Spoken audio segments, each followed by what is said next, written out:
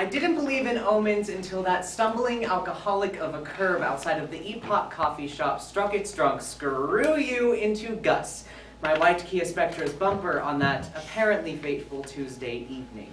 People have a very narrow view of heaven. To most, it's a convent or a chapel. We'll all stand in pews and sing hymns together, right? Forever. Monotonous shuffling of feet from bed to chapel, bed to chapel. Everyone's perfect, so everyone's the same. Without blemish, without sin, without personality.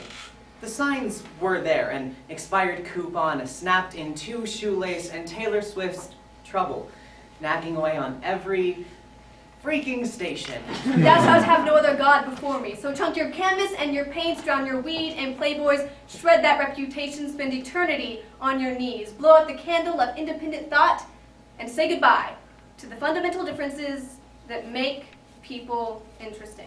But even after my car bruised his jaw on that begrudged barricade, we marched on. But that's not right.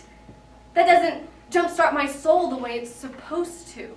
I don't know, I guess all those hokey high school English classes taught us not to shy away from adversity, that we could only make it to heaven with welting knuckles and dusty knees. Why do people assume that the afterlife is white? Why would you ever assume anything we have here comes close to what's up there? But sometimes the universe is just so tired of making us so tired.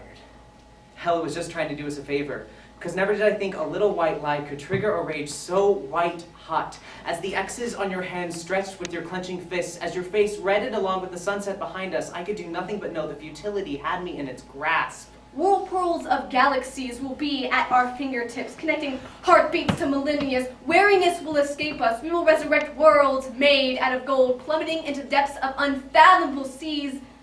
But here, deep sea is too dark, and too cold, and too lonely for my taste. You have your father's temper. You know, your mama always used to say that. Pick me up when I'm at the end of myself. He soaked his heart in whiskey. Tie a double knot round my toes. Drank until he could no longer see himself in you. And hoist me back up to surface. And chugged away his edginess from your face. My house has been drowned by waves of blue and green. He drowned himself in his unholy water, knowing he could only love the little things Mama was kind enough to pass on to you. And yet, so that he knew which parts to avoid when slamming his regret into the only thing he was supposed to have been proud of. He knocked anyway. I'm sorry. Multiple times, I might add, and just loud enough to disturb me. And when I fell backwards out my door and into him, he picked me up, dusted me off, and set me right again.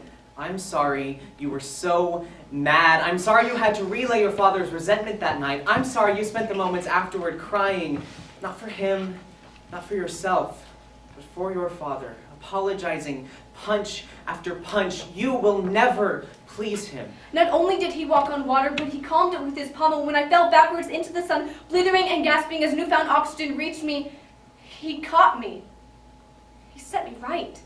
You will not find concurrence with each other, but trust me, there is forgiveness somewhere amid your bitter inheritance. Forgiveness is in the way the sun keeps on glowing. Little saplings stretch up, craving and stealing its warmth, and though they never come face to face, Mr. Sunshine keeps on giving.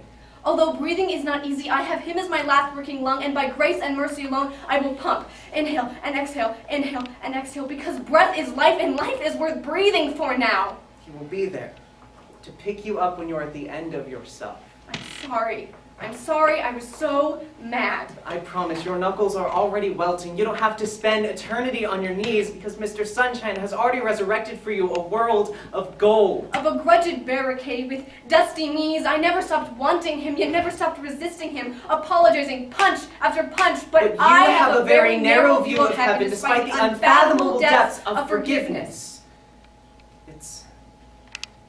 It's soft. It's overwhelming. And it's gentle. It's undeserved.